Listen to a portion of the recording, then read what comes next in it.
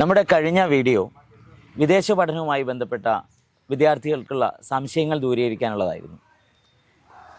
International ലോയറും എഴുത്തുകാരനുമായ professor Sanoj Rajan സാറുമായിട്ടായിരുന്നു കഴിഞ്ഞ interview. അദ്ദേഹത്തിൻ്റെ top universities in the US and UK എന്ന ഈ പുസ്തകം കുട്ടികൾക്ക് ഒരു ക്ലാസ് എടുക്കുന്നതിൻ്റെ ഭാഗമായിട്ട് സൂക്ഷ്മമായി വായിച്ചുകൊണ്ടിരിക്കുകയാണ്. UK വിദ്യാഭ്യാസം പൂർത്തിയാക്കി അവിടെ തന്നെ സ്റ്റേ ചെയ്തുകൊണ്ടിരിക്കുന്ന എൻ്റെ ഒരു പൂർവ്വ വിദ്യാർത്ഥി കൂടിയായ നിഹാൽ കാണാൻ വരുന്നത്. അപ്പോൾ നിഹാലിനോട് തന്നെ കുറേ കാര്യങ്ങൾ ചോദിച്ചറിഞ്ഞാൽ അത് കുട്ടികൾക്ക്, പ്രത്യേകിച്ച് US-ലേക്കോ UK അല്ലെങ്കിൽ മറ്റ് യൂറോപ്യൻ രാജ്യങ്ങളിലേക്കൊക്കെ പോകാൻ താല്പര്യപ്പെടുന്ന ധാരാളം കുട്ടികൾ ഇന്നുണ്ട് എന്നിരിക്കെ കുറച്ചുകൂടി പ്രാക്ടിക്കലായിട്ട് എങ്ങനെയാണ് UK-ലെ എഡ്യൂക്കേഷന് ശേഷമുള്ള ജീവിതം, അല്ലെങ്കിൽ UK-ലെ എഡ്യൂക്കേഷൻ എങ്ങനെയാണ്, എന്താണ് കറണ്ട് സിറ്റുവേഷൻ എന്താണെന്നൊക്കെ ചോദിച്ചറിയാൻ പറ്റിയാൽ നല്ലതാണല്ലോ എന്ന് കരുതി അങ്ങനെ ഞാൻ നിഹാലിനെ വിളിച്ചു. നിഹാൽ ഇപ്പോൾ എൻ്റെ കൂടെയുണ്ട്. ഹായ് നിഹാൽ. ഹായ്. നിഹാൽ ഇവിടെ UG ഫിസിക്സ് പട്ടാമ്പി ഗവൺമെൻറ് കോളേജിൽ ഫിസിക്സിൽ ഡിഗ്രി പൂർത്തിയാക്കിയിരിക്കുകയാണ്. UK-ലേക്ക് പോകാനുള്ളൊരു പ്ലാൻ ഇടുന്നത്. UK-ൽ അദ്ദേഹം പ്രശസ്തമായ നോട്ടിംഗ്ഹാം ട്രെൻറ്റ് യൂണിവേഴ്സിറ്റിയിലാണ് തൻ്റെ മാസ്റ്റേഴ്സ് പഠിക്കാൻ തിരഞ്ഞെടുത്തത്. അവിടെ സസ്റ്റൈനബിൾ എനർജി എഞ്ചിനീയറിംഗ് എന്ന വിഷയത്തിലാണ് നിഹാൽ പഠനത്തിന് ചേർന്നത്. ഇപ്പോൾ നിലവിൽ അദ്ദേഹം അവിടെ പഠനം പൂർത്തിയാക്കി UK-ൽ തന്നെ സ്റ്റേ ബാക്ക് ചെയ്യുകയാണ്. അതിനിടയിൽ ഇപ്പോൾ ഷോർട്ട് ബ്രേക്കിന് നാട്ടിലേക്ക് വന്നിരിക്കുകയാണ്. ഒറ്റപ്പാലത്താണ് അദ്ദേഹത്തിൻ്റെ വീട്. അപ്പോൾ നിഹാൽ, നമ്മുടെ കുട്ടികൾ, പ്രത്യേകിച്ച് ഹയർ സെക്കൻഡറി ലെവലിലെ കുട്ടികൾ പോലും ഇപ്പോൾ ഇന്ന് US-ലോ UK-ലൊക്കെ പോയി പഠിക്കണം, അല്ലെങ്കിൽ പുറത്ത് വിദേശത്ത് പോയി പഠിക്കണമെന്ന് താല്പര്യപ്പെടുന്ന ആൾക്കാരാണ്. അപ്പോൾ അതിൽ കേരളത്തിൽ നല്ലൊരു ശതമാനം ആൾക്കാർ ഇപ്പോൾ വിദേശത്തേക്ക് ചേക്കേറുന്നു. അതുമായി ബന്ധപ്പെട്ട കുറേ ആശങ്കകളൊക്കെ ഞങ്ങളിപ്പോൾ അധ്യാപകർക്കായാലും അല്ലെങ്കിൽ നമ്മുടെ രക്ഷിതാക്കൾക്കൊക്കെ ഉണ്ട്. അപ്പം കുറച്ചുകൂടി ഇപ്പോൾ ഇവിടെ എന്തായാലും അത്തരം ഒരു മാറ്റം ലോകത്ത് നടക്കുമ്പോൾ അതിന് നമുക്ക് തടുത്ത് നിർത്താനാവില്ല. അങ്ങനെ പോകുന്ന ആളുകൾ അവിടെ സേഫായി അവിടെ പഠനം പൂർത്തിയാക്കി അവരുടെ പ്ലാൻ അനുസരിച്ച് ജീവിതത്തിൽ നന്നായി ഫ്ലറിഷ് ചെയ്ത് വരിക എന്നുള്ളതാണ് ഇപ്പോൾ നമുക്കിപ്പോൾ ആഗ്രഹിക്കാൻ പറ്റുള്ളൂ. അപ്പോൾ ആ നിലയ്ക്ക് കുട്ടികൾക്ക് എന്താണ് അവിടുത്തെ ഒരു സിറ്റുവേഷൻ എന്നുള്ളതിനെക്കുറിച്ച് നമുക്ക് പറഞ്ഞുകൊണ്ട് തുടങ്ങാം. ഈ നോട്ടിംഗ്ഹാമിൽ എവിടെയാണ് നിങ്ങളെ യൂണിവേഴ്സിറ്റി, ട്രെൻറ്റ് യൂണിവേഴ്സിറ്റി എവിടെ? അതായത് നോട്ടിംഗ്ഹാം എന്ന് പറഞ്ഞത് ഒരു ഇപ്പോൾ ഡെവലപ്പായി വന്നൊരു സിറ്റിയാണ്. അത് നമുക്കത് ബിൽഡിങ്ങുകളൊക്കെ കാണുമ്പോൾ തന്നെ അറിയാം. കാരണം അവിടെ പഴയ കാലത്തെ ബിൽഡിങ്ങുകൾ സിറ്റികളുണ്ട് ഇഷ്ടം പോലെ. ഈ ബിർമിംഗ്ഹാം എന്നൊക്കെ പറഞ്ഞിട്ട്, നോട്ടിംഗ്ഹാം എന്ന് പറഞ്ഞാൽ ഇപ്പോൾ നല്ലൊരു ഭംഗിയുള്ള സിറ്റിയാണ്. നോട്ടിംഗ്ഹാമിൽ തന്നെ നോട്ടിംഗ്ഹാം ട്രെൻറ്റ് യൂണിവേഴ്സിറ്റി 2 ക്യാമ്പസാണ് ഉള്ളത്. ഒന്ന് ബിസിനസ് ക്യാമ്പസ് ആണ്, അത് സിറ്റി സെന്ററിലാണ്. ഞാൻ പഠിച്ചത് എഞ്ചിനീയറിംഗ് ഫീൽഡ് ആയതുകൊണ്ട് ക്ലിഫ്റ്റൺ എന്ന് പറഞ്ഞ സ്ഥലത്തായിരുന്നു. നിഹാൽ പഠനം ചേർന്ന കൊല്ലം ഏതായിരുന്നു? ഞാൻ 2023 ജനുവരി ടു 2024 ഏപ്രിൽ വരെയാണ് കോഴ്സിന്. 1.5 കൊല്ലം, ഒരു വർഷം 4 മാസം. അതിലൊരു 3 മന്ത് എനിക്ക് വെക്കേഷൻ ആയിരുന്നു. വെക്കേഷനിൽ എനിക്ക് അവിടുത്തെ നിയമപ്രകാരം ഫുൾ ടൈം ജോലി ചെയ്യാനുള്ള പെർമിറ്റുള്ള സമയമാണ്. അതായത് ഹോളിഡേയ്സ് ആകുമ്പോൾ നമുക്ക് കൂടുതൽ വർക്ക് ചെയ്യാമെന്നുള്ളൊരു, നമുക്ക് എക്സ്ട്രാ വർക്ക് ചെയ്ത പ്രശ്നമല്ല. അപ്പോൾ ഈ നമ്മളിപ്പം പ്രധാനമായിട്ടും ഈ സ്റ്റേ ബാക്കുമായി ബന്ധപ്പെട്ട് തന്നെ ഞാൻ ചോദിച്ചോട്ടെ. ഇപ്പോൾ ഈ കോഴ്സ് കംപ്ലീറ്റ് ചെയ്ത് ഇപ്പം നമ്മളവിടെ സ്റ്റേ ബാക്ക് എത്ര കാലത്തെ സ്റ്റേ ബാക്ക് ഉണ്ട് ഇപ്പോൾ? പിന്നെ അത് കോഴ്സിന് സ്റ്റേ ബാക്ക് നമ്മൾ ഇവിടുന്ന് പോകുമ്പോൾ നമ്മുടെ ഏജൻസിക്കാർ പറയാം 1 year course plus 2 year stay back എന്നാണ്. അത് ഒരുവിധം പോകുന്ന കുട്ടികൾക്കൊക്കെ എൻ്റെ ഒപ്പം ഉള്ളവർക്കൊക്കെ അറിയായിരുന്നു. പക്ഷെ എനിക്കറിയാത്തൊരു കാര്യം ഉണ്ടായിരുന്നു. നമ്മുടെ പഠിത്തം കഴിഞ്ഞ് കഴിഞ്ഞാൽ ഈ 2 ഇയർ സ്റ്റേ ബാക്കിന്റെ വിസ യൂണിവേഴ്സിറ്റി നമുക്ക് പ്രൊവൈഡ് ചെയ്യുന്ന കരുതിയിരുന്നത്. അതായത് നമ്മുടെ ഈ ചെലവിൽ, ഫീസിന്റെ ചെലവിലെല്ലാം കഴിഞ്ഞു എന്നാണ് ഞാൻ കരുതിയിരുന്നത്. പക്ഷെ അവിടെ പോയി കഴിഞ്ഞിട്ട് ചിലപ്പോൾ ഞാൻ മാത്രമായിരിക്കും, എനിക്കെന്തെല്ലാം അറിവുണ്ടാവില്ല. അവിടെ പോയിട്ട് ഏജൻസിന്ന് എനിക്ക് പറഞ്ഞു തന്നിട്ടില്ല. ഇനി ഒരു ടോട്ടൽ അവരൊരു മീറ്റിംഗ് വെച്ചിരുന്നു. അപ്പൊ ഞാനതിൽ വൈകിട്ട് പോയി പറഞ്ഞു കൊടുത്തോന്നും എനിക്കറിയില്ല. ഞാൻ എന്തായാലും കേട്ടിട്ടുണ്ടായിരുന്നില്ല. പക്ഷെ അവിടെ പോയിട്ട് അറിഞ്ഞതാണ് ഈ 2 ഇയർ സ്റ്റേ ബാക്കിന് നമ്മളൊരു വിസ ചാർജ് കൊടുക്കണം. എത്ര രൂപ വരിക? അത് ടോട്ടല് ഞാൻ പോണ 2023 ഉള്ളത് 2000 പൗണ്ടിന്റെ അടുത്താണ്, ബ്രിട്ടീഷ് പൗണ്ടിന്റെ അടുത്താണ് ഉണ്ടായിരുന്നത്. ഏകദേശം 2000. പക്ഷെ അതൊരു 2 ലക്ഷം ആ ലെവൽ ഉണ്ടായിരുന്നുള്ളൂ. 1,90,000 ഇന്ത്യൻ മണി വെക്കുമ്പോൾ. പക്ഷെ ഞങ്ങൾ പോയി ഞങ്ങളുടെ പഠിത്തം അവസാനിക്കുന്ന സമയപ്പത്തിനും ഇവർക്ക് അത് ചേഞ്ച് ചെയ്ത് ഞാൻ ഇപ്പോൾ അടച്ചത് ഏകദേശം ഒരു 3000 പൗണ്ടിന്റെ അടുത്ത് അടച്ചു. 3 ലക്ഷത്തിനടുത്ത്. 3 ലക്ഷം ആ സമയത്ത് റേറ്റ് നോക്കുമ്പോൾ 3 ലക്ഷത്തിന് മുകളിൽ ഉണ്ടായിരുന്നു. അന്ന് 110, 109 ഒക്കെ ആയിരുന്നു പൗണ്ടിന്റെ റേറ്റ് ഉണ്ടായിരുന്നത്.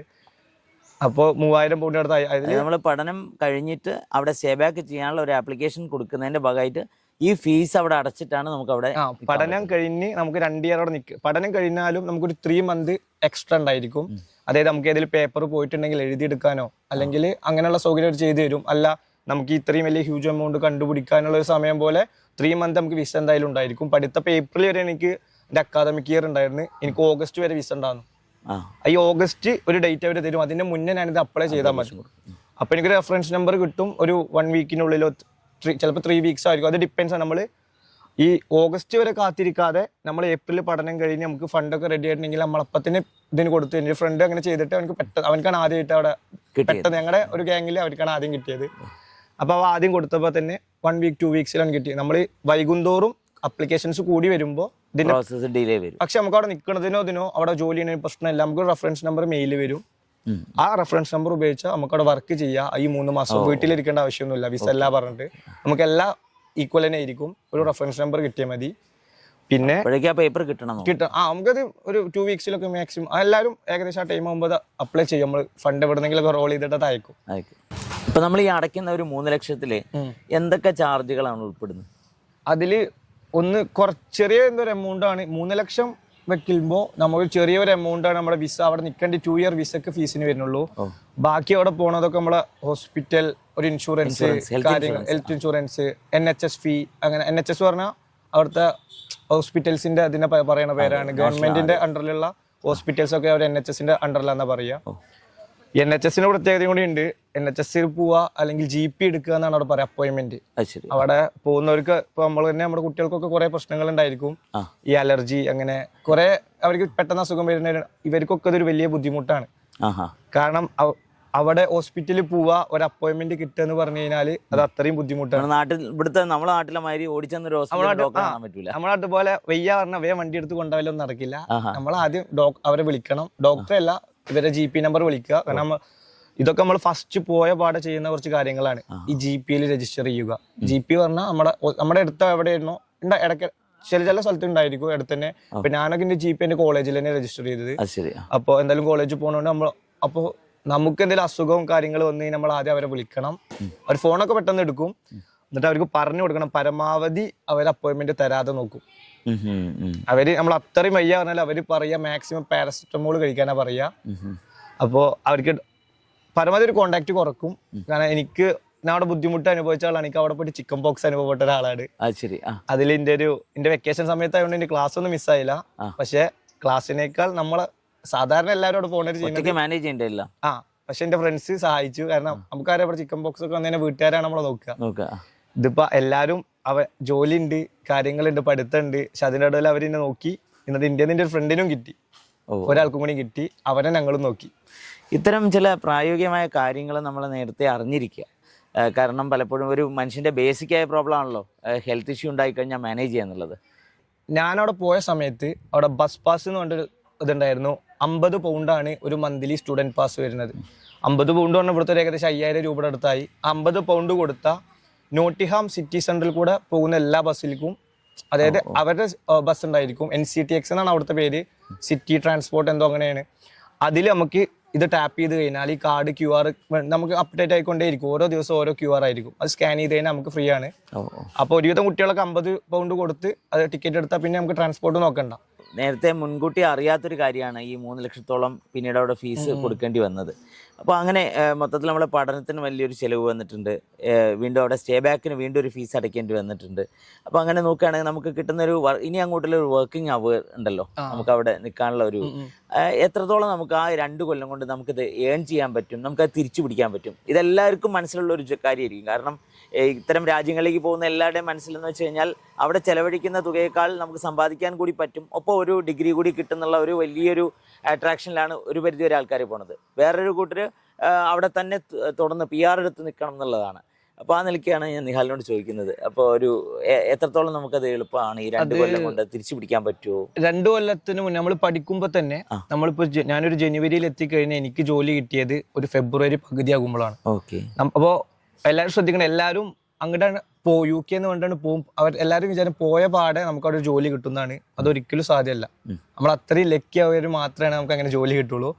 അപ്പോൾ ഞങ്ങളുടെ ഏജൻസി കറക്റ്റ് കാര്യങ്ങൾ പറഞ്ഞു, നിങ്ങൾ 2 മാസത്തെ ചെലവിനുള്ളത് ഇവിടെ ഇത്രയും തുക ചെലവാക്കുമ്പോൾ ഇതുകൂടി നമ്മൾ കയ്യിൽ ഉണ്ടാവണം.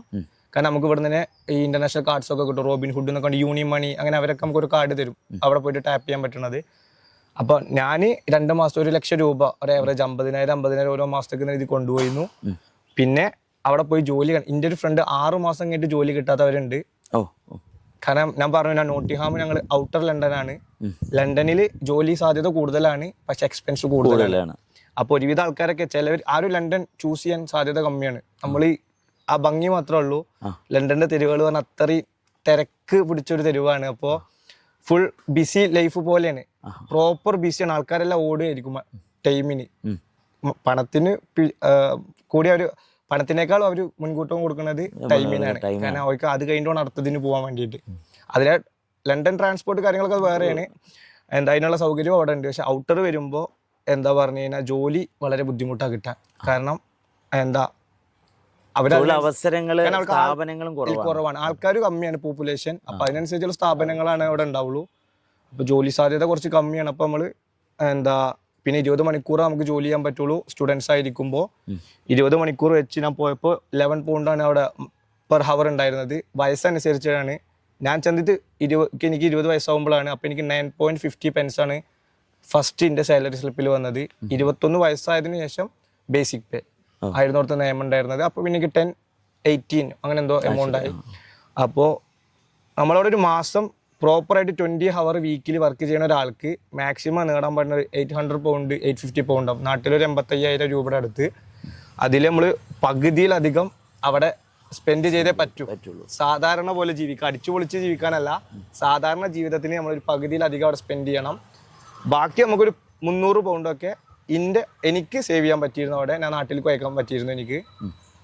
അപ്പൊ അതായത് ഒരു 30,000 രൂപ വരെ നമുക്കൊരു മന്ത്ലി മാറ്റി വെക്കാം. അതിൽ ഒരു പ്രശ്നം കൂടി ഉള്ളത്, എല്ലാവർക്കും വീക്കിലി 20 hours കിട്ടണമെന്നില്ല. കാരണം ചിലവർക്ക് വീക്കിലി അവർ പറയണ കടയിൽ തിരക്കില്ല എന്ന് പറഞ്ഞാൽ 10 മണിക്കൂർ ആഴ്ച കൊടുത്ത് അവർ വിടും. പിന്നെ നെക്സ്റ്റ് വീക്ക് നമ്മൾ കാത്തിരിക്കണം. അപ്പൊ അടുത്ത ആഴ്ചയും 10-15 മണിക്കൂർ ഒരു പ്രോപ്പർ ആവാത്ത ഷിഫ്റ്റ് ആണെങ്കിൽ, പാർട്ട് ടൈം എന്നൊക്കെ പറഞ്ഞാൽ അപ്പൊ ഇതിൽ തന്നെ ഉണ്ടല്ലോ, അവർക്ക് ആവശ്യം നമ്മൾ വിളിക്കും, നമ്മൾ പോവാ ജോലി ചെയ്യാൻ. എസ്പെഷ്യലി റെസ്റ്റോറൻറ്റിലാണ് എല്ലാവരും ജോലി ചെയ്യുക. മെക്ഡൊണാൾഡ്സ്, KFC, ഞാൻ വർക്ക് ചെയ്യുന്ന ഡൊമിനോസ് പിസയിലാണ്, പിന്നെ സ്റ്റാർബക്സ്, ഇതൊക്കെ തന്നെയാണ് അവരുടെ പെട്ടെന്ന്. പിന്നെ വെയർ ഹൗസുകളാണ്. വെയർ ഹൗസുകൾ പറഞ്ഞാൽ പ്രോപ്പർ ഷിഫ്റ്റ് ആയിരിക്കും. അതായത് ജോലി ഇല്ലെങ്കിലും ഉണ്ടെങ്കിലും നമുക്ക് അവിടെ പോയി നമ്മൾക്ക് അവർ ജോലിക്ക് എടുത്തുകൊണ്ട് ഒരു ടൈമിങ് പറയാം 2:30 to 11 ആണ് നിന്റെ ഷിഫ്റ്റ് സാറ്റർഡേസ് ഉണ്ടെങ്കിൽ ആ 16 hour ഇപ്പോൾ റെസ്റ്റോറൻറ്റ് പോലെ അല്ല, തിരക്കുണ്ടെങ്കിലും ഇല്ലെങ്കിലും സാലറി തരും.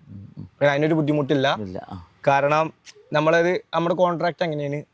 പക്ഷേ ഈ റെസ്റ്റോറൻറ്റിൽ വർക്ക് ചെയ്യുന്നവരൊക്കെ ഒരുവിധം 0 hour കോൺട്രാക്ട് എന്ന് പറയാം. അതിൽ നമ്മൾ സൈൻ ചെയ്ത് കൊടുക്കുമ്പോൾ ഒരു വീക്ക് എനിക്ക് 0 hour കിട്ടിയാലും എനിക്ക് കമ്പനിക്ക് ഇതിലൊന്നും പറയാൻ പറ്റില്ല. അതാണ് അവിടുത്തെ അത് നല്ലൊരു കാര്യമാണ്. കാരണം അവർക്ക് തിരക്കില്ലെങ്കിൽ നമ്മൾ വിളിക്കണ്ട. ജോലിയുടെ കാര്യം പറഞ്ഞാൽ ഞാൻ ജോലിക്ക് കയറുന്നത് ഡൊമിനോസ് പിസയിൽ. അവിടുത്തെ മെയിൻ ഡെലിവറി ജോബ് അവിടെ ഇഷ്ടം പോലെയാണ്. നമ്മുടെ നാട്ടിലാണ് ഡെലിവറി ചെയ്യുന്ന ആൾക്കാർക്ക് ഡെലിവറി ബോയ് എന്നുള്ളൊരു പേര്. കാരണം ഈ ഡെലിവറി ജോലി ചെയ്താലും നമ്മൾ അവിടെ പാർട്ട് ടൈമിൽ ഏകദേശം ഒരു ഓഫീസിൽ ഇരിക്കുന്ന പണിയാണ് കരുതി, ഒരു കമ്പ്യൂട്ടറിൽ ഇരുന്ന് ചെയ്യുന്ന പണിയാണെങ്കിലും ഒരേ സാലറിയാണ്. ആൾക്ക് 21 വയസ്സാണെങ്കിൽ ബേസിക് പേ ആണ് കിട്ടുക. പിന്നെ ഓരോ കമ്പനി അനുസരിച്ച് ചിലപ്പോൾ 1 pound, 1/2 pound ഒക്കെ എക്സ്ട്രാ വരും. പക്ഷെ ഒരു 90% ഒരേ സാലറി തന്നെ ആയിരിക്കും ഏത് ജോലി ചെയ്താലും. അപ്പോൾ ഞാൻ ജോലി കയറിയത് സൈക്കിൾ ഡെലിവറി പറഞ്ഞിട്ടാണ്. പിന്നെ എന്നെ സംബന്ധിച്ചിടത്തോളം ഇക്കാലം വിഷമം ഉണ്ടായിരുന്ന ജോലി ചെയ്യാന്. കാരണം നാട്ടില് പിന്നെ അങ്ങനെ ഒരു അടിച്ചുപൊളിച്ച് അധ്വാനിച്ച് നമ്മൾ അങ്ങനെ പ്രായത്തിലും അല്ലല്ലോ. കാരണം എന്റെ ഷോപ്പിന്റെ അടുത്ത് എയർപോർട്ടാണ്. അപ്പൊ ഞാൻ ഈ സൈക്കിൾ ചോട്ടി പിസ വീട്ടിൽ കൊണ്ടുപോയി എന്റെ ജോലി. അപ്പൊ ഞാൻ ഫ്ലൈറ്റ് ഒക്കെ മുകളിൽ കൂടെ പോകുമ്പോൾ എനിക്ക് സങ്കടമാവും, ഇതിനാണോ ഞാൻ ഇങ്ങോട്ട് വന്നതെന്നുള്ളൊരു സംശയം ഉണ്ടായിരുന്നു. പിന്നെ അവിടുത്തെ ക്ലൈമറ്റ് എന്ന് പറയുകയാണെങ്കിൽ മാറിക്കൊണ്ടിരിക്കുന്ന ക്ലൈമറ്റ് ആണ്. അപ്പൊ എല്ലാ ക്ലൈമറ്റിലും ഞാൻ ജോലി ചെയ്യണം. അവര് വേണമെങ്കിൽ ചോദിക്കും, നിഹാൽ മഴ പെയ്യുന്നുണ്ട് എനിക്ക് വേണമെങ്കിൽ പോവാ പറഞ്ഞാൽ ഞാൻ പറഞ്ഞ പോലെ ഹവറിന്റെ കട്ടാവാണ്. ഒരു ദിവസം പോയിട്ടില്ലെങ്കിൽ 5 മണിക്കൂർ കട്ടായ എനിക്ക് 50 പൗണ്ട്, ഏകദേശം 5,000-5,500 രൂപ നഷ്ടമാണ്. അപ്പൊ ഞാൻ മഴ കൊണ്ടാലും കുഴപ്പമില്ല, ജോലി കോട്ട് കാര്യങ്ങളെല്ലാം ഉണ്ട്, അവരെല്ലാം സേഫ്റ്റി വെച്ചിട്ടാണ് നമ്മൾ ജോലി ചെയ്യുള്ളൂ. സൈക്കിളുമ്പോൾ ലൈറ്റ് ഉണ്ടായിരിക്കും, എനിക്ക് ഹൈ വീസ്റ്റ് ഉണ്ടായിരിക്കും റിഫ്ലക്ട് ചെയ്യാൻ വേണ്ടിയിട്ട്, എല്ലാ സൗകര്യം ഉണ്ടായിരിക്കും. പക്ഷെ വെയിലത്താണേലും ജോലി ചെയ്യണം, മഴയത്താണേലും ചെയ്യണം, പിന്നെ മഞ്ഞാണെങ്കിലും ചവിട്ടിനെ വേണം. ഈ കൂടുതൽ പേരും വർക്ക് ചെയ്യുന്നത് ഈ വീട്ടിൽ പ്രായമുള്ളവർ നോക്കുക, ഹോം കെയർ, ഇതിനെ പറ്റിയാന്ന് പറഞ്ഞിട്ടുണ്ട്. അങ്ങനത്തെ വർക്ക് നിങ്ങളെ കൂടെയുള്ളവരോ നിഹാലോ ചെയ്തിട്ടുണ്ടോ? എന്താണ് അതിന്റെ ഒരു ബേസിക് ആയിട്ട് എനിക്കൊരു ഇൻട്രസ്റ്റ് ഇല്ലാത്ത ജോബാണ് അത്. കാരണം അത് നമ്മുടെ മനസ്സിൽ നമ്മൾ റെഡി ആയിരിക്കണം. കാരണം നമ്മൾ പ്രായമുള്ള ആൾക്കാരെ നോക്കുന്നത്, അതിന് ഡിമിനിഷ്ഡ് പാഷൻസ് ഉണ്ടായിരിക്കും. അതായത് വലിയ ഓർമ്മയൊന്നും ഇല്ലാത്തവര്, അവർ ഉപദ്രവിക്കും. നമുക്ക് അവരെ ഒന്ന് നുള്ളി നോവിക്കാൻ പോലും പറ്റില്ല. നമുക്ക് ദേഷ്യം വരും. കാരണം എൻ്റെ അടുത്ത് കുറെ പേര് അനുഭവം പറഞ്ഞിട്ടുണ്ട്. പക്ഷെ മലയാളികളായിക്കോട്ടെ ഏറ്റവും കൂടുതൽ അതായത് അവിടെ വർക്ക് ചെയ്യുന്നവർ കെയർ ഹോം ജോലികളിലാണ്. കാരണം കെയർ ഹോം ജോലിക്ക് ഒരു പ്രത്യേകത ഉണ്ട്. നമ്മൾ പറഞ്ഞു 2 ഇയർ സ്റ്റേ ബാക്ക്. ഇത് കഴിഞ്ഞ് കഴിഞ്ഞാൽ നമുക്ക് UK നിൽക്കണമെങ്കിൽ ഒരു സ്പോൺസേർഡ് വിസ കിട്ടണം. ഏറ്റവും കൂടുതൽ UK സ്പോൺസേർഡ് വിസ കൊടുക്കുന്ന ഒരു കെയർ ഹോം ഡിപ്പാർട്ട്മെൻ്റ് ആണ്. അവർക്ക് സ്പോൺസർ ചെയ്യാനുള്ള കഴിവുണ്ട്. അവർ സ്പോൺസർ ചെയ്ത് എന്നു മുതൽ നമ്മൾ വർക്ക് വിസയിലാവുന്നോ ആ ദിവസമാണ് നമ്മുടെ PR ബാക്കി സിറ്റിസൺഷിപ്പിലേക്കൊക്കെ കൗണ്ട് ചെയ്യുക. ഞാൻ പറയാൻ കാരണം കാനഡയിലേക്ക് പോകുമ്പോൾ നമ്മളവിടെ പഠിക്കുന്ന കാലം മുതൽ നമ്മുടെ സ്റ്റേ ബാക്ക് ഒക്കെ അവർ കൗണ്ട് ചെയ്യും PR-ലേക്ക്. UK എന്ന് പറഞ്ഞു കഴിഞ്ഞാൽ നമ്മളവിടെ 5 വർഷം പഠിച്ചാലും സ്റ്റുഡൻറ്റ് വിസയിലാണെങ്കിൽ നമ്മൾ ഒരു ദിവസം പോലും അവിടെ നിന്നില്ല എന്നാണ് അവരുടെ കൗണ്ട്. അവർ എന്ന് എനിക്ക് വർക്ക് വിസ കമ്പനി അടിച്ചു തന്നോ ഇപ്പൊ ജനുവരി 2026 ആ ദിവസം മുതലാണ് അവർ തുടങ്ങുള്ളൂ. അപ്പൊ വീണ്ടും അവിടെ ഒരു 5 ഇയർ നിൽക്കണം. അപ്പൊ സാധാരണ ഒരു സ്റ്റുഡന്റിന്റെ ഇപ്പൊ എൻ്റെ ഒരു കാര്യം പറയുകയാണെങ്കിൽ 1 ഇയർ ഞാൻ പഠിച്ചു, 2 ഇയർ സ്റ്റേ ബാക്ക് ചെയ്ത് 5 ഇയേഴ്സ് കൊണ്ടാണ് അതും ജോലി കിട്ടണം. ഒരു കമ്പനി എനിക്ക് സ്പോൺസർ വിസ തരാന്നുള്ള. അത് ഈ പാർട്ട് ടൈം വർക്ക് കൗണ്ട് ചെയ്യോ? ഇല്ല, ഒന്നുമില്ല. നമ്മൾ ഈ 3 ഇയേഴ്സ് സ്റ്റേ ബാക്ക് വരെയുള്ള 3 ഇയർ കൂട്ടില്ല. ഇനി അതിന്റെ ഇടയിൽ ഭാഗ്യം ദൈവം സഹായിച്ച് നമുക്കൊരു കമ്പനി സ്പോൺസർ ചെയ്യാന്ന് പറഞ്ഞാൽ അതിനിടയിലാണെങ്കിലും അത് ദിവസം മുതൽ കൂട്ടും. എന്നാണോ വിസ മാറി നമ്മുടെ വർക്ക് വിസയിലാവുന്നത് ആ ദിവസം മുതലേ കൂട്ടുള്ളൂ. അപ്പൊ ഒരു സാധാരണക്കാരന് കൂട്ടുമ്പോൾ 8 ഇയേഴ്സ് UK നിന്നാലാണ് അവിടുത്തെ PR എന്നെങ്കിലും നമുക്ക് പറയാൻ പറ്റുള്ളൂ. അപ്പോൾ 8 ഇയേഴ്സ് എന്ന് പറഞ്ഞാൽ വലിയൊരു നീണ്ട കാലയളവാണ്. പ്രത്യേകിച്ച് ഇപ്പോൾ ഒരു 22 വയസ്സുള്ള ഒരാള് UK ചെന്ന് കഴിഞ്ഞാൽ 30 വയസ്സോളം PR കിട്ടുമല്ലോ എന്നുള്ള കാര്യത്തിൽ തീരുമാനമാവാൻ. ഇത്തരം ചില കാര്യങ്ങളൊക്കെ പലപ്പോഴും ഇവിടുന്ന് വിദേശ പഠനവും തുടർന്നുള്ള PR-ഉം സ്വപ്നം കാണുന്നവരുടെ മനസ്സിൽ ഇത്രയേറെ ഒരു പ്രോസസ്സ് ഉണ്ട് എന്നൊരു പക്ഷേ അവരുടെ മനസ്സിൽ എവിടെയും ഉണ്ടാവില്ല.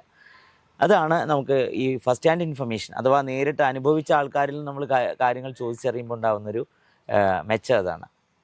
അപ്പോൾ ആക്ച്വലി ഇപ്പം നമ്മളൊരു UG പ്രോഗ്രാം ഇവിടെ കഴിഞ്ഞിട്ട് നമ്മളിപ്പം ഒരു മാസ്റ്റേഴ്സിനാണ് പോവാണല്ലോ നിഹാൽ ചെയ്തത്. ചിലരുണ്ട് +2 കഴിഞ്ഞ് നേരെ ഗ്രാജുവേഷൻ തന്നെ അവിടെ പോകുന്ന ആൾക്കാരുണ്ട്. അപ്പോൾ നമ്മൾ അവിടുത്തെ ഒരു പഠനത്തിൻ്റെ ഒരു ചിലവ് കാര്യങ്ങളും കൂടി ഏകദേശം യഥാർത്ഥത്തിൽ എത്രയൊക്കെ വരും ഇപ്പോഴത്തെ ഒരു അവസ്ഥ? അതിൽ മോസ്റ്റ് ഓഫ് ദ കുട്ടികളും പോകുന്നത് നമ്മൾ ഇവിടുത്തെ UG ചെയ്ത് PG-ക്കാ പോകുന്നത്. അതിൽ എനിക്ക് തോന്നുന്നത് PG 1 ഇയർ അല്ലേ ഉള്ളൂ. അവിടെ ഇവിടുത്തെ പോലെ 2 ഇയേഴ്സ് ഇല്ല. 1 ഇയർ കൊണ്ട് നമ്മുടെ പരിപാടി കഴിഞ്ഞ് നമുക്ക് ജോലി ഫുൾ ടൈമിക്ക് മാറാം. അപ്പോൾ PG-ക്ക് വരേണ്ട ചിലവ് എന്താ വെച്ചാൽ അത് ഡിപ്പെൻഡ്സ് യൂണിവേഴ്സിറ്റിയാണ്. പക്ഷെ ഒരു ആവറേജ് ഒരു 16,000 to 17,000 പൗണ്ട്, അതായത് 16 to 17 ലക്ഷം രൂപ ഒരു സ്റ്റുഡന്റിന് അവിടെ ടോട്ടൽ ട്യൂഷൻ ഫീ വരുന്നുണ്ട്. ട്യൂഷൻ ഫീസ് ഒരു കൊല്ലത്തെ പ്ലസ് ഇതേപോലെ ഒരു കൊല്ലത്തെ ഇൻഷുറൻസ് കാര്യങ്ങൾ വേറെ വരുന്നുണ്ട്. ഇത് ട്യൂഷൻ ഫീ മാത്രം 16-17 ലക്ഷം വരും. അതിൽ ഫസ്റ്റ് നമ്മൾ അടക്കണ എമൗണ്ട് ഒരു 3 lakhs ആണ്. നാട്ടിൽ നിന്ന് 3,000 പൗണ്ട്. അത് അടച്ച് യൂണിവേഴ്സിറ്റിയിലെ ഫീസ് അതൊക്കെ നമ്മൾ ഏജൻസി മുഖേന അവർ ചെയ്തോളും. അപ്പോൾ അത് അടച്ച് കഴിഞ്ഞാൽ നമുക്കൊരു 1 വീക്കിനുള്ളിൽ യൂണിവേഴ്സിറ്റിൻ്റെ ഒരു മെയിൽ കിട്ടും. അതിന് പറയാം ക്യാഷ് ലെറ്റർ എന്നാ പറയാം. അപ്പോൾ ആ ലെറ്റർ കിട്ടിക്കഴിഞ്ഞാൽ നമുക്ക് UK പോവാം. അവിടെ നമ്മുടെ ഇമിഗ്രേഷനിൽ ഈ ലെറ്റർ മതി അവർക്ക്. അവരെ കുറച്ച് കാര്യങ്ങൾ ചോദിക്കും. കാരണം എന്താ എവിടേക്കാ പോകുന്നത്, ഏത് യൂണി, ഏത് കോഴ്സ് എന്നൊക്കെ ചോദിച്ചാൽ ജസ്റ്റ് കുറച്ച് 4-5 നോർമൽ ചോദ്യങ്ങളുണ്ടാവും. പക്ഷെ ഈ ക്യാഷ് ആണ് നമ്മൾ അവിടെ പോയെല്ലാം. അത് കഴിഞ്ഞ് ഡിപ്പെൻഡ്സ് യൂണിവേഴ്സിറ്റിയാണ്. ചില യൂണിവേഴ്സിറ്റി സ്കോളർഷിപ്പ് പ്രൊവൈഡ് ചെയ്യും, മോസ്റ്റ് ഓഫ് ദം പ്രൊവൈഡ് ചെയ്യും. അതിൽ എല്ലാവർക്കും കിട്ടില്ല. അപ്പോൾ എൻ്റെ യൂണിവേഴ്സിറ്റിയിൽ തന്നെ എനിക്ക് കിട്ടിയിട്ടില്ല, എൻ്റെ ഒപ്പം ഉള്ള ഒരുവിധം കുട്ടികൾക്കൊന്നും കിട്ടിയിട്ടില്ല. കാരണം അതിൻ്റെ മെയിൻ കാരണം ലാഗ് ആയതാണ് അപ്ലിക്കേഷന് കാര്യങ്ങളൊക്കെ. നമ്മളൊക്കെ ലാസ്റ്റിക്കല്ല നമുക്ക് പൈസ എത്തി നേരത്തെ കൊടുത്തവർക്ക് ചിലവർക്ക് കിട്ടിയിട്ടുണ്ട് സ്കോളർഷിപ്പ്. അത് കിട്ടുമ്പോൾ ഒരു 3,000 പൗണ്ട് 2,000 പൗണ്ട് ഒക്കെ കിട്ടും. പക്ഷെ അത് ഒരു വലിയ എമൗണ്ട് ആണ്. 2 ലക്ഷം രൂപ കുറയാണ് ഫീസിൽ. ഒറ്റയടിക്ക് 17 ലക്ഷം ഒന്നും കൊടുക്കണ്ട. അവർ പറയും 3 മന്ത് കഴിഞ്ഞ് 4 മന്ത്. അതൊക്കെ ഈ ഏജൻസിയാണ് അല്ല, ഫസ്റ്റ് നമ്മൾ അടക്കണ്ടുള്ളൂ. പിന്നെ നമ്മൾ യൂണിവേഴ്സിറ്റി അതിൽ നമുക്ക് യൂണിവേഴ്സിറ്റി ആപ്പ് ഉണ്ടായിരിക്കും, അവരെ ഇന്റർനാഷണൽ കോൺടാക്ട് ഹെൽപ്പ് ലൈൻ ഉണ്ടായിരിക്കും. നമുക്ക് എന്ത് വേണമെങ്കിലും അവിടെ പോയി നമ്മുടെ പ്രശ്നങ്ങൾ പറയാം. ഇപ്പോൾ ഫീസിന് ഡെഡ് ലൈൻ എനിക്ക് ഒരാഴ്ച കഴിഞ്ഞിട്ടാണ് എനിക്ക് പറയാം വീട്ടിൽ ബുദ്ധിമുട്ടുണ്ട്, ഒരു മന്ത് എക്സ്റ്റെൻഡ് ചെയ്ത് ചേരണം പറഞ്ഞാൽ അവർ ഇതേപോലെ 1000 പേപ്പറൊന്നും അവർക്ക് വേണ്ട. അവർ നമ്മളടുത്ത് നിന്ന് സംസാരിച്ച് ഒരു അരമണിക്കൂർ സെഷൻ കഴിഞ്ഞ് അവർ ഓക്കെ ഒരു 1 മന്ത് എനിക്ക് എക്സ്റ്റെൻഡ് ചെയ്ത് തരാന്നുള്ള രീതിക്ക് അവരത് അപ്രൂവ് ആക്കി തരും. നമുക്ക് വേറെ പ്രശ്നങ്ങൾ ഉണ്ടാവില്ല. പരമാവധി എല്ലാവരും എങ്ങനെയും ഫീസ് കടം വാങ്ങിയിട്ടെല്ലാം അടക്കും. അടക്കാതെ അവർക്ക് ഡെഡ് ലൈൻ കൊടുക്കും. അറ്റൻഡൻസ് സ്കാൻ ചെയ്യാൻ പറ്റില്ല, അറ്റൻഡൻസ് മിസ്സാവും, ക്ലാസ് പോയിരുന്നിട്ട് കാര്യമില്ല. പിന്നെ ഒരുവിധ യൂണിയിലൊക്കെ ഇന്റർനാഷണൽ ഹെൽപ്പ് ലൈൻ ഉണ്ടായിരിക്കും. നമുക്ക് അവർ വിളിച്ച് സംസാരിക്കുക, ഡയറക്റ്റ് പോയി കാണാം. മിനിമം എത്ര അറ്റൻഡൻസ് വേണം എന്നൊക്കെ ഇല്ലേ? അത് നമ്മൾ ഓരോ ടേമിൽ 75% 80% വേണം. കോളേജ് ID കാർഡ് ഉണ്ടായിരിക്കും. ഈ കാർഡ് ടാപ്പ് ചെയ്യേണ്ട ഇഷ്ടം പോലെ സ്ഥലങ്ങൾ ഉണ്ടാവും. ലൈബ്രറി അല്ലെങ്കിൽ നമ്മുടെ റെസ്റ്റ് റൂം, പ്രയർ, അങ്ങനെ കുറെ സ്ഥലങ്ങൾ ഉണ്ടായിരിക്കും. ക്യാമ്പസിൽ തന്നെ നമുക്ക് ഇരിക്കണ പെവിലിയൻ എന്നൊക്കെ ഉണ്ട്, ഞങ്ങൾക്ക് വലിയൊരു ഇതുണ്ടായിരുന്നു. അവിടെ കുട്ടികൾ വേണ്ടവർ പഠിക്കും, അതിൽ ക്യാൻറ്റീൻ ഉണ്ട്, എല്ലാ സൗകര്യങ്ങളും, വലിയൊരു ബിൽഡിംഗ്, നല്ല പഠിക്കണം എന്ന് ഫുള്ളുള്ളവർക്ക് നല്ലൊരു അറ്റ്മോസ്ഫിയറുള്ള സ്ഥലമാണ്. അപ്പൊ അവിടേക്ക് നമ്മൾ ഓരോ ഡോറും ഇത് ടാപ്പ് ചെയ്ത് കഴിഞ്ഞാൽ നമ്മൾ കോളേജിലേക്ക് വരുന്നുണ്ട് എന്നുള്ള ഒരു തെളിവ് പോലെങ്കിലും അതും ശ്രദ്ധിക്കണം. നമ്മൾ എല്ലാ ക്ലാസ്സിനും പോയി അറ്റൻഡൻസും പ്രോപ്പറാണ്, പക്ഷെ ഇത് ടാപ്പ് ചെയ്തിട്ടില്ലെങ്കിൽ നമുക്ക് മെയിൽ വരും, നിങ്ങൾ കോളേജിലേക്ക് വരുന്നുണ്ടോ, നിങ്ങളെ ഇതില് അവരുടെ റെക്കോർഡിൽ, കാരണം അതെല്ലാം നമ്മുടെ ആപ്പിൽ ഇങ്ങനെ കാണും. അപ്പൊ ഞങ്ങൾക്ക് ഇത് കുറവായി കഴിഞ്ഞു കഴിഞ്ഞാൽ ഇടയ്ക്കിടയ്ക്ക് പോയിട്ട് ടാപ്പ് ചെയ്യും. കാരണം നമ്മൾ കോളേജിൽ നമ്മളൊരു പ്രസൻസ് ഉണ്ട് എന്ന് ഇവർക്ക് അറിയണം. അങ്ങനെയാണ് അത് മോണിറ്റർ ചെയ്യുന്നത്. കാരണം അതൊക്കെ നോക്കിയിട്ടാണ് അവർ എൻഗേജ്മെന്റ് എന്നാണ് അതിന് പറയാ. ആപ്പിൽ പേര് കിട്ടാനാണ്. ആപ്പിൽ എൻഗേജ്മെന്റ് ഉണ്ടായിരിക്കും അറ്റൻഡൻസിന് പുറമെ. നമ്മൾ എവിടേക്ക് എൻഗേജ് ആയി, ലൈബ്രറിയിൽ എത്ര വട്ടം പോയി, എത്ര ടാപ്പ് ചെയ്തു, നമ്മുടെ പേരിൽ എന്തെങ്കിലും ഇഷ്യൂസ്, ബുക്സ് എടുക്കുക, കാര്യങ്ങള്. അപ്പോ അതിൽ ഇഷ്ടംപോലെ സൗകര്യങ്ങൾ പറഞ്ഞു കഴിഞ്ഞാല് ഒരു എനിക്ക് എന്നൊക്കെ പറഞ്ഞാൽ ലക്ഷ്യം, അതായത് എനിക്ക് നല്ലൊരു 70% കുട്ടികൾക്കും UK-ക്കോ അല്ലെങ്കിൽ പുറത്ത് കൺട്രീസിലേക്ക് പോകുന്നവർക്ക്, ഫോറിൻ സ്റ്റഡീസ് അബ്രോഡ് സ്റ്റഡിക്ക് പോകുന്നവരുടെ ലക്ഷ്യം പറഞ്ഞാൽ ജോലി ചെയ്യുക, പൈസ ഉണ്ടാക്കാനായിരിക്കും. മറിച്ച് പഠിക്കുക എന്നുള്ള ലക്ഷ്യത്തോടെ പോകുന്ന ആളുകൾക്ക് അതിനുള്ള എല്ലാ സൗകര്യവും ഉണ്ട്. ഇപ്പോൾ അവിടുത്തെ ഈ ക്ലാസ്സും അതിന്റെ ടീച്ചേഴ്സ് അതുപോലെയുള്ള ക്ലാസ്സും നമ്മളെ ഇവാലുവേഷൻ, അതായത് ഇവിടെയൊക്കെ ആകുമ്പോൾ നമുക്ക് ക്ലാസ് ടെസ്റ്റുകളും ടേം ടെസ്റ്റുകളൊക്കെ ഉണ്ടല്ലോ, അങ്ങനെയുള്ള കാര്യങ്ങളൊക്കെ എങ്ങനെയാണ്? സിലബസ് ഫുൾ നമ്മുടെ ആപ്പിൽ ഉണ്ടായിരിക്കും. ഈ സാർ എടുത്തോണ്ടെങ്കിൽ ക്ലാസ് ലൈവ് റെക്കോർഡിംഗ് ആയിരിക്കും, അതും ആപ്പിൽ ഉണ്ടായിരിക്കും, നമുക്ക് വീണ്ടും നോക്കാം. പിന്നെ പ്രൊജക്റ്റിൽ ഇങ്ങനെ സ്ലൈഡ്സ് ഇങ്ങനെ മാറ്റി, അതായത് റെഗുലറായി അവിടെ എടുക്കുന്ന ക്ലാസ് അതാത് സമയത്ത് റെക്കോർഡ് ആയിരിക്കും. അത് നമുക്ക് സ്റ്റുഡൻസിന് പിന്നീട് ആക്സസ് ചെയ്ത് റിപ്പീറ്റ് ചെയ്ത് നമ്മുടെ ആപ്പിൽ കയറിയ ഓരോ ക്ലാസ് ഉണ്ടായിരിക്കും. പ്ലസ് സാറിന് ഫുൾ സിലബസ് ഉണ്ടായിരിക്കും. മോസ്റ്റ് ഓഫ് ദ യൂണിയിലും എന്താ പറഞ്ഞ അസസ്മെന്റ് ആണ് കൂടുതൽ. അസസ്മെന്റ് അസൈൻമെന്റ് വെക്കലാണ് കൂടുതൽ. പക്ഷെ ഞങ്ങളുടെ യൂണിയിൽ അത് ഓരോ കോഴ്സ് അനുസരിച്ചിട്ടാ. ഇപ്പൊ ഞാൻ പറഞ്ഞ പോലെ ബിസിനസ് ആണെങ്കിൽ അവർക്ക് എക്സാംസ് ഇല്ല, വെറും അസസ്മെന്റ് ഉള്ളൂ. അവിടെ അശുമാരുടെ കൺസെപ്റ്റിൽ നമ്മൾ UG കഴിഞ്ഞ ആളാ. ഞാൻ പിന്നെ പ്രസന്റ് ചെയ്യാണ്, ഞാൻ ബാച്ചിലർ ഇൻ ഫിസിക്സ് ആണെന്ന് പറഞ്ഞ അവരുടെ എനിക്ക് അത്ര അറിവുണ്ട് എന്നാണ്. പക്ഷെ അവരെടുക്കുന്നത് വേറെ ടോപ്പിക്കുകളാണ്. അത് ശരിക്ക് ഞാൻ പറഞ്ഞു അക്കാദമിക് ആയിട്ട് മാസ്റ്റേഴ്സ് കോഴ്സ് നമ്മൾ റെസ്പോൺസിബിലിറ്റിയിൽ പഠിക്കാന്നുള്ളതാണ്. അതിൽ അവരുടെ ഒരു ഇതെന്ന് പറഞ്ഞാല് നമ്മൾ ഏറ്റവും ലേറ്റസ്റ്റ് കാര്യങ്ങളെ പഠിക്കുക. ഇപ്പോൾ നമ്മൾ പൊതുവിലെ കാനഡ, യൂറോപ്പ് ഒക്കെ തന്നെ ഇപ്പം കുടിയേറ്റവുമായി ബന്ധപ്പെട്ട് കുറേ വിഷയങ്ങൾ ഇപ്പോൾ പറഞ്ഞു കേൾക്കുന്നുണ്ട്. ഇപ്പോൾ UK-യിലും കുറേ ഇഷ്യൂസ് ഉണ്ട്. ഇപ്പൊ എന്തൊക്കെ ഈ സമീപകാലത്ത് നമ്മൾ ഇപ്പൊ പഠിക്കാൻ പോകുന്ന ആൾക്കാർ ശ്രദ്ധിക്കേണ്ട കാര്യങ്ങൾ എന്തൊക്കെയാ, അവിടുത്തെ പുതിയ മാറ്റങ്ങൾ? അത് മെയിൻ ഇഷ്യൂ പറഞ്ഞാല് ബ്രിട്ടീഷ് സിറ്റിസൺസിനെ അക്കോമഡേറ്റ് ചെയ്യാനുള്ള വീട് ഇപ്പൊ ഗവൺമെന്റിന്റെ കയ്യിലില്ല. എല്ലാം കയ്യിലാക്കിയിരിക്കുന്നത് ഇന്ത്യൻ സ്റ്റുഡൻസ്. ഇന്ത്യൻ ഞാൻ പറയണില്ല, നമ്മള് പഠിക്കാൻ ഇന്റർനാഷണൽ സ്റ്റുഡൻസ്, അവരുടെ ഫാമിലി അങ്ങനെ. പിന്നെ പ്ലസ് നമ്മുടെ ആൾക്കാര് അറിയാ ബഹളം കാര്യങ്ങൾ, അവരല്ല കീപ്പ് ആൻഡ് ക്വയറ്റ് ചെയ്ത് നടക്കുന്ന ആൾക്കാരാണ്. അവര് അവിടെ ഇങ്ങനെ ഓരോ ദിവസം ഉണ്ട്. നമുക്ക് ഫ്രൈഡേ സാറ്റർഡേ നമുക്ക് പാർട്ടി നടത്താം, വീട്ടിൽ ബഹളം ഉണ്ടാക്കാം, മ്യൂസിക് വെക്കാം, പ്രശ്നമല്ല. വീക്ക് ഡേയ്സിലും കൂടി ഇതുണ്ടാക്കി അവർ കംപ്ലൈന്റ് ചെയ്യാൻ പോലീസ് വരും. അങ്ങനെ ഞങ്ങളുടെ വീട്ടിലൊക്കെ അതേപോലെ പാർട്ടി കുട്ടികൾ കൂടുമ്പോൾ നമുക്ക് സന്തോഷമല്ലേ, നമ്മൾ വെറുതെ ഫുഡൊക്കെ വെച്ച് നല്ല പാട്ടും ഈ ബോക്സ് ഒക്കെ വെച്ച്. നെയ്ബർ എൻ്റെ വീട്ടിൽ 2-3 വട്ടം ഒന്ന് കൊട്ടിയിട്ടുണ്ട്. അവർ പറഞ്ഞു മാനിയിട്ട് പറഞ്ഞു നിങ്ങൾ നിർത്തണമെന്ന്. പിന്നെയും നമ്മളൊരു ഇതിൽ കുറച്ചുകൂടി പോട്ടെ ചെയ്തിട്ട് വെച്ച് കഴിഞ്ഞാൽ അവർ പറഞ്ഞു നീ പോലീസിനെ വിളിക്കൊണ്ട് വന്ന് കൊട്ടി. അതേപോലെ നമ്മുടെ വീട്ടിൽ ലെറ്റർ ഇടും അവർ, നിങ്ങളെ സൗണ്ട് ഞങ്ങൾക്ക് നല്ല ബുദ്ധിമുട്ടാണ്, ഞങ്ങൾ പോലീസിനെ വിളിക്കും. എൻ്റെ ലെറ്റർ നമ്മുടെ വീട്ടിലിട്ട് പോകും പിറ്റേന്ന് രാവിലെ.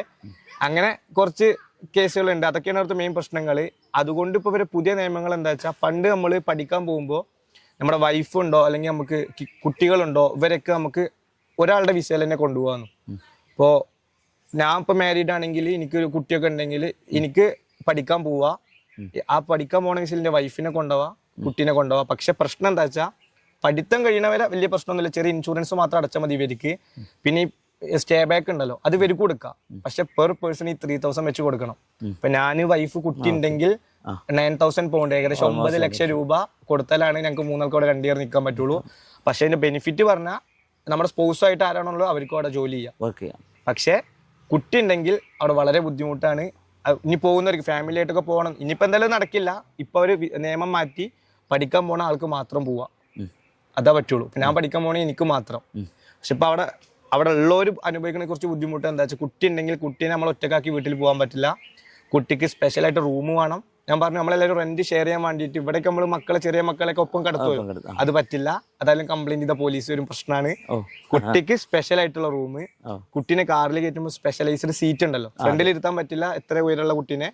ആ കുട്ടിയുടെ ചൈൽഡ് സീറ്റ് വേണം.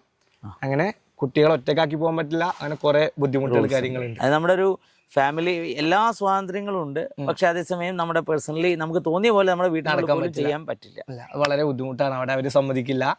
എസ്പെഷ്യലി പോലീസൊക്കെ ഉണ്ട്, ഡയറക്റ്റ് കേസ് കാര്യങ്ങൾ.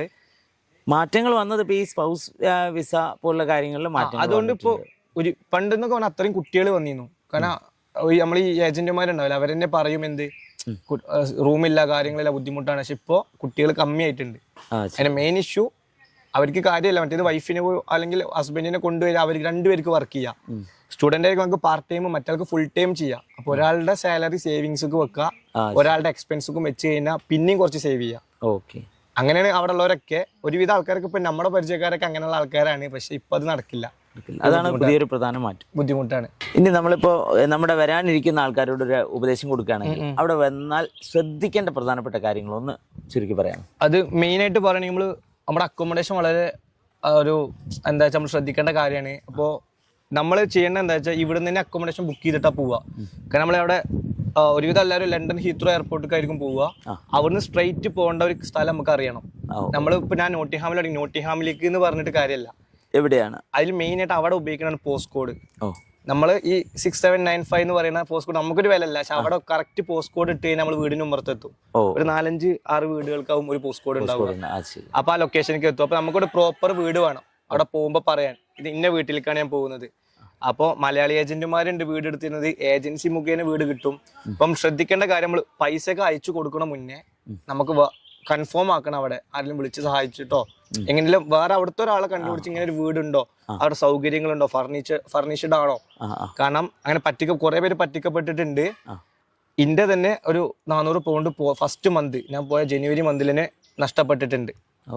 കാരണം 400 പൗണ്ട് പറഞ്ഞാൽ നമ്മുടെ ഫാദർ തരുന്ന പൈസ 40,000 രൂപയാണ്. അതാൾ എനിക്ക് തന്നില്ല. ഞാനും പിന്നെ അവർ എനിക്കെതിരെ കേസ് കൊടുക്കുന്നു. അവർ നമ്മൾ ഭീഷണി കൊടുത്തു, നമ്മളവിടെ പോയിക്കില്ല, എൻ്റെ വിസ ക്യാൻസൽ ആവും, തിരിച്ചു പോകേണ്ടി വരും. അങ്ങനെയൊക്കെ എനിക്ക് അനുഭവം ഉണ്ടായിട്ടുണ്ട്. പക്ഷെ നമ്മൾ അവിടുത്തെ കുറച്ച് ആൾക്കാർ ചോദിച്ചപ്പോൾ ഇയാളും ഇന്ത്യക്കാര് 4 മാസം മുന്നേ വന്ന ആളാ, ബിസിനസ്സാണിത്, അവിടെ റൂമുണ്ട് ഇവിടെ റൂമുണ്ട് പറഞ്ഞിങ്ങനെ ചെയ്യാന്. അപ്പൊ നമ്മുടെ നാട്ടുകാർ തന്നെയാണ്, മലയാളിയാണ് അവരെന്നെയാണ് ഈ പറ്റിക്കുന്നത്. ബാക്കി ബ്രിട്ടീഷരൊന്നും നമ്മളെ പറ്റിക്കില്ല, അവർക്കെല്ലാം പേടിയാ. നമ്മൾ പറ്റിക്കുന്നത് എന്താ വെച്ചാൽ നമ്മളും കുറച്ച് ഇതിലാണ് ചെയ്യുക. അതായത് ഒരു റൂമിൽ ഒരാൾ നിൽക്കണം എന്നാണ് അവിടെ കണക്ക്. പക്ഷെ നമ്മൾ 2 അത് നമ്മൾ അവരൊരു ഇല്ലീഗലാണല്ലോ കറക്റ്റ്. ഒരു ഇപ്പൊ 3 ബെഡ്റൂമുള്ള വീട്ടാണെങ്കിൽ 3 ആള്, പക്ഷെ നമ്മൾ 5 ആള് നിൽക്കും ഷെയർ ചെയ്തിട്ട്. അപ്പൊ അത് അവരെ പറ്റിക്കണ ഒരു ഇല്ലീഗൽ ആയിട്ടല്ലേ. പക്ഷെ നമ്മളും കംപ്ലൈന്റ് കൊണ്ട് പോകില്ല എന്നൊരു ഉറപ്പ് അവർക്ക് ഉള്ളതുകൊണ്ടാണ് നമ്മൾ പറ്റിക്കപ്പെടുന്നത്. അപ്പൊ നമ്മള് ഇങ്ങനെയുള്ള സ്ഥലം വന്നു കഴിഞ്ഞാൽ നമ്മൾ തന്നെ സ്വന്തം റിസ്കില് പിന്നെ പുതിയ സ്ഥലം അന്വേഷിച്ച് കണ്ടുപിടിച്ച്, കാരണം നമ്മൾ അവിടെ ഒരു വീട് എടുക്കുമ്പോൾ മെയിനായി ശ്രദ്ധിക്കേണ്ടത് ആ വീടിന്റെ പോസ്റ്റ് കോഡ് വാങ്ങുക, നമ്മുടെ യൂണിവേഴ്സിറ്റി നോക്കുക, ഇത് രണ്ടുള്ള ദൂരം നോക്കുക, അല്ലെങ്കിൽ ബസ് ട്രാൻസ്പോർട്ട് അവൈലബിൾ, ഇതൊക്കെ ഗൂഗിൾ മാപ്പിൽ വെറുതെ നോക്കിയാൽ കിട്ടും. അല്ലെങ്കിൽ അവിടുത്തെ ആർക്കെങ്കിലും അയച്ചു കൊടുത്തു അങ്ങനെ ചെക്ക് ചെയ്യാൻ പറഞ്ഞാൽ മതി എത്ര ബസ് കയറണം. അപ്പൊ ഏകദേശം നിങ്ങൾക്ക് അവിടെ അറിയാം എത്ര ചെലവ് വരും. കാരണം അപ്പോൾ ഞാൻ പറഞ്ഞു സാറിന്റെ അടുത്ത്, കാരണം അവിടെ സിറ്റി സെന്ററിൽ ഒരു റൗണ്ടിലുള്ള ബസ് ആണെങ്കിൽ ഒറ്റ ടിക്കറ്റ് മതി. ഇത് പുറത്തുള്ള കുറച്ചുകൂടി ഔട്ടർ ആയിരുന്നു. അപ്പൊ ഞാൻ വീണ്ടും ടാപ്പ് ചെയ്യണം 2 പൗണ്ട്. ഓക്കെ. അപ്പോൾ നിഹലെ ഇനിയിപ്പോൾ എങ്ങനെയാണ് ഫ്യൂച്ചർ പ്ലാൻ എന്തൊക്കെയാണ്? ഫ്യൂച്ചർ പ്ലാൻ പറഞ്ഞാൽ ഞാൻ പറഞ്ഞു, ഞാനവിടെ സൈക്കിൾ ഡെലിവറിയിൽ തുടങ്ങി, പിന്നെ ഒരു വണ്ടി എടുത്തിരുന്നു, കാർ ഡെലിവറിയിൽ തുടങ്ങി, അങ്ങനെ പകുതി കാർ ഡെലിവറി ആയി. ലാസ്റ്റ് ഇപ്പോൾ അവർ എല്ലാ ജോലിയും പഠിപ്പിച്ചു. കാരണം ഞാൻ പറഞ്ഞു ഇന്ത്യക്കാരായിരുന്നു പഞ്ചാബികൾ, അവരെന്നെ സഹായിക്കാൻ വേണ്ടിയിട്ട്. കാരണം അവരുടെ നമുക്ക് മണിക്കൂറിനാണല്ലോ സാലറി, അപ്പൊ കൂടുതൽ മണിക്കൂർ ഇത് അത്രയും സാലറിയാണ്. അപ്പൊ അവരിന്റെ എല്ലാ ജോലിയും അവിടെ പഠിപ്പിച്ചു. ഞാൻ പഠിച്ചു എന്ന് കണ്ടപ്പോൾ പിന്നെ ഇപ്പോൾ വരുന്ന മുന്നേ എന്റെ സാലറി കൂട്ടി അവർക്ക് പോസ്റ്റ് ഷിഫ്റ്റ് മാനേജർ ആയിട്ട് തന്നു. ഷിഫ്റ്റ് മാനേജർ പറഞ്ഞാൽ എനിക്ക് തീരുമാനിക്കാൻ ഇപ്പോൾ പ്രൊമോഷനായി, എനിക്ക് തീരുമാനിക്കാൻ ആരൊക്കെ ഇന്ന് പണിയെടുക്കണം. അപ്പൊ എനിക്ക് തോന്നുകയാണ് ഇയാൾ ഇന്ന് പണിയെടുക്കുന്ന കുറച്ച് മടിയാണ്, ഇയാളെ വീട്ടിൽ വിടാനൊക്കെ അതിനുള്ള റേറ്റ് ഉണ്ട്. 8 മണിക്ക് മാനേജർ പോയാൽ ഞാനാണ് ഇൻചാർജ്. ആ കടയിൽ എന്തൊക്കെ നല്ലത് സംഭവിച്ചാലും അതിന്റെ പോസിറ്റീവ് എനിക്കാണ്. എന്തെങ്കിലും ഇപ്പോൾ റോങ് പീസ് അല്ലെങ്കിൽ എന്തെങ്കിലും മിസ്റ്റേക്കിന് കസ്റ്റമർ ഹാപ്പി അല്ലെങ്കിൽ അതിന്റെ കംപ്ലൈന്റും ഞാൻ ഏറ്റെടുക്കണം. അങ്ങനെ അപ്പോൾ ഞാനിനി വേറെ ജോലിക്കും, ഞാൻ പാർട്ട് ടൈം ആകുമ്പോൾ ഇവിടെ തന്നെ ആയിരുന്നു, ഞാൻ ഫുൾ ടൈം ഇവിടെ തന്നെ ചെയ്യാനുള്ള ഉദ്ദേശം എന്താ വെച്ചാൽ ഇവരെനിക്ക് ഒരു 50% 50-50 നിൽക്കുകയാണ്. ഞാൻ ഒന്നുകൂടി ഹാർഡ് വർക്ക്, അവർക്ക് എന്നെ ഇഷ്ടമാണ്. ഞാൻ എന്നെ പറ്റി പറഞ്ഞ എല്ലാ പണിയും ഞാൻ പാത്രം കഴുകും, അവിടെ അടിച്ചു വാരും, തുടക്കും, പിന്നെ ബാത്റൂം കഴുകും. അത് ഞാനെന്നല്ല എല്ലാവരും അവിടെ ചെയ്യണം. അവിടെ അവർക്ക് സാലറി കിട്ടുന്ന എല്ലാവരും ചെയ്യണം അവിടെ. പിന്നെ അവിടെ അങ്ങനെ ഹൈറാർക്കി ഒരു ജോലി ചെയ്യുന്ന മാനേജർ ഉണ്ട്, കമ്പ്യൂട്ടറിൽ ഇരുന്നിട്ടുള്ള ഈ ആട്ടം അങ്ങനത്തെ അതില്ല. ഞാൻ മാനേജറിനെ ഫസ്റ്റ് പരിചയപ്പെടുന്നത് ആള് വാഷ്റൂം കഴുകണതാ. ആളാ വാഷ്റൂം കഴുകൽ നിർത്തിയിട്ടാണ് ഇനി ഇന്റർവ്യൂ എടുക്കാൻ വന്നത്. അപ്പൊ തന്നെ ഞാൻ കരുതി ഇയാളൊരു മാനേജർ അല്ലേ, അത് അന്നാ കരുതിയുള്ളൂ. പിന്നെ അങ്ങോട്ട് കോമൺ ആയിക്കണം എല്ലാവരും. വർക്ക് കൾച്ചർ ഇങ്ങനെ കൈ കെട്ടി നിർക്കലൊന്നും ഇല്ല. മണിക്കൂറിന് സാലറി വന്നുകൊണ്ടിരിക്കുക. നമ്മളിവിടെ ഒരു പൊടി കണ്ടാൽ തുടക്കുക, എന്തെങ്കിലും നിലത്ത് എന്തെങ്കിലും കടലാസ് ഉണ്ടെങ്കിൽ എടുത്തിട്ട് ബിന്നിലിടുക. പ്രോപ്പർ ക്ലീൻ ആയിരിക്കണം സ്റ്റോർ എപ്പോഴും. കട ക്ലോസ് ചെയ്തിട്ട് പിറ്റേന്ന് രാവിലെ ഓപ്പൺ ചെയ്യാൻ വരുമ്പോഴും പ്രോപ്പർ ക്ലോസ് ആയിരിക്കണം. അപ്പോഴാണ് ഏരിയ മാനേജർ പേരൊക്കെ ഇപ്പോൾ പരിചയം എല്ലാവരും നമ്മുടെ ഏഷ്യക്കാരാണ്, നേപ്പാളികൾ. അങ്ങനെ പെർഫെക്റ്റ് ആയി പ്രൊഫഷണൽ ആയിട്ട് നമ്മളെ കാര്യങ്ങൾ വൃത്തിയായി ചെയ്താൽ നമ്മൾ പോസ്റ്റ് മാറ്റിക്കൊണ്ടേയിരിക്കും. കാരണം അവർക്ക് നല്ല വർക്ക് ഹാർഡുള്ളവരെ വേണ്ടി. ഓക്കെ. അപ്പോൾ എൻ്റെ പ്ലാൻ എന്താ വെച്ചാൽ ഒരു വിസ സ്പോൺസർ എല്ലാവരും അവിടെ പോകണവർ എല്ലാവരും പഠിത്തം ഇങ്ങനെ വിസ എന്നുള്ളൊരു ഇത് മാത്രമേ ഉള്ളൂ. അപ്പോൾ വിസ കിട്ടണമെങ്കിൽ ഞാൻ പറഞ്ഞു വർക്കിംഗ് വിസയിലുള്ള ഡേറ്റ് മുതലാണ് അവരവിടെ PR കൗണ്ട് ചെയ്യുള്ളൂ. അപ്പോൾ ആ PR കിട്ടണമെങ്കിൽ നമ്മളവിടെ വർക്കിംഗ് വിസയിലാവണല്ലോ. അപ്പോൾ എൻ്റെ ഒരു പ്ലാൻ എന്താ വെച്ചാൽ വിസ തരികയാണെങ്കിൽ എനിക്ക് ഒരു പോസ്റ്റ് മാറിയാൽ മതി, അസിസ്റ്റന്റ് മാനേജറായി അവർ വിസ തരും. അപ്പോൾ പിന്നെ സ്റ്റോർ നമ്മുടെ കയ്യിലാണ്. അങ്ങനെയുള്ള ഒരു വിസക്ക് വേണ്ടി നോക്കുകയാണെങ്കിൽ അപ്പോൾ അത് കിട്ടിക്കഴിഞ്ഞ് കഴിഞ്ഞാൽ എനിക്ക് 5 കൊല്ലത്തെ അവിടെ വിസയായി. പിന്നെ എനിക്ക് പേടിക്കണ്ട. പിന്നെ ആ ദിവസം മുതൽ വേണമെങ്കിൽ എനിക്ക് PR കാര്യങ്ങളൊക്കെ നോക്കാം. അതൊക്കെ ഞാൻ ഉറപ്പ് പറയണില്ല കേട്ടോ, എനിക്ക് ഇപ്പോഴൊരു ഉറപ്പില്ല. അതൊരു ഡിസഡ്വാൻറ്റേജ് തന്നെയാണ്. കാരണം എനിക്കൊരു വിസ തന്നില്ലെങ്കിൽ 2 കൊല്ലം കഴിഞ്ഞാൽ UK ഇങ്ങോട്ട് പോരണം. പിന്നെ അവിടെ എനിക്ക് ഓപ്ഷൻ ഇല്ല. പക്ഷേ നമ്മളെ പ്രതീക്ഷയോട് കൂടിയിട്ട് ഘട്ടത്തിലേക്ക് പോകാൻ വേണ്ടിയിട്ടുള്ള പിന്നെ ഒരു കാര്യം കൂടി ഉണ്ട്. കാരണം ഡൊമിനോസ് പിസ്സ പറഞ്ഞ വേൾഡ് ഓവർ എല്ലായിടത്തും ഉണ്ട്, GCCയിലുണ്ട്. പിന്നെ ആ UK ഷിഫ്റ്റ് മാനേജറായിട്ട് പ്രവർത്തിച്ചു എന്ന് എനിക്കൊരു എൻ്റെ CV എനിക്ക് വെക്കാൻ പറ്റിയ, എനിക്ക് വേറെ ജോലിക്ക് പോകുമ്പോൾ അവിടുത്തെ ലാംഗ്വേജും എല്ലാം ഉണ്ട് എന്ന് അവർക്ക് അറിയാലോ. കാരണം കസ്റ്റമർ ഡീൽ ചെയ്യണം. ആ ഒരു സ്കിൽ അപ്ഡേഷൻ നടക്കും. ഈ പോയ ഡിഗ്രിക്ക് പുറമെ നമ്മുടെ പേഴ്സണാലിറ്റിയിലും നമ്മുടെ സ്കിൽസിലും എല്ലാം മാറ്റം വന്നു. ഒരു ഇന്റർനാഷണൽ എക്സ്പോഷർ കിട്ടി. അപ്പോ ഇനി ഇവിടെ തന്നെ PR പോവുക അല്ലെങ്കിൽ മറ്റൊരു രാജ്യത്തേക്ക് മൂവ് ചെയ്യണമെങ്കിൽ അതിന്റെ ഒരു അഡ്വാൻറ്റേജ്. കാരണം നമ്മുടെ കമ്പനി ഓൾ ഓവർ ഉള്ളതുകൊണ്ട് ഒരു പ്രതീക്ഷ. ഇതൊക്കെയാണ് ഒരു ഇന്റർനാഷണൽ എഡ്യൂക്കേഷന് പോകുന്ന ഒരു സ്റ്റുഡന്റിന് അവിടുത്തെ ഒരു ഡിഗ്രിക്ക് പുറമെ കിട്ടുന്ന ചില അഡ്വാൻറ്റേജസ്. ഇത് നമ്മുടെ നാട്ടിൽ ധാരാളം കുട്ടികൾ പോകുന്നു എന്നുള്ളത് സത്യത്തിൽ അതിനൊരു പോസിറ്റീവ് സൈഡ് എന്താണെന്ന് വെച്ചാൽ നമ്മുടെ നാട്ടിലെ കുട്ടികളുടെ ഹ്യൂമൻ റിസോഴ്സ് ക്വാളിറ്റി ഇമ്പ്രൂവ് ചെയ്യുന്നു. അവർ ഗ്ലോബൽ സിറ്റിസൺഷിപ്പിലേക്ക് അവർ പ്രിപ്പയർ ചെയ്യപ്പെടുന്നു. കൂടുതൽ രാജ്യങ്ങളിലേക്ക് നമ്മുടെ നാട്ടിലെ വിദ്യാർത്ഥികളുടെയും ചെറുപ്പക്കാരുടെയും സ്കിൽസും അവരുടെ എഫിഷ്യൻസിയും ചെന്നെത്തുകയാണ്. അതിൻ്റെ ഒരു റിട്ടേൺ തീർച്ചയായിട്ടും നമ്മുടെ നാടിനും ഉണ്ടായിരിക്കും. എന്തായാലും നിഹാലിനെ പോലുള്ള ചെറുപ്പക്കാർക്ക് എല്ലാ ആശംസകളും കൊടുക്കുക എന്നുള്ളതാണ്. Especially thank you for your time and wish you all the best. Thank you sir. Thank you.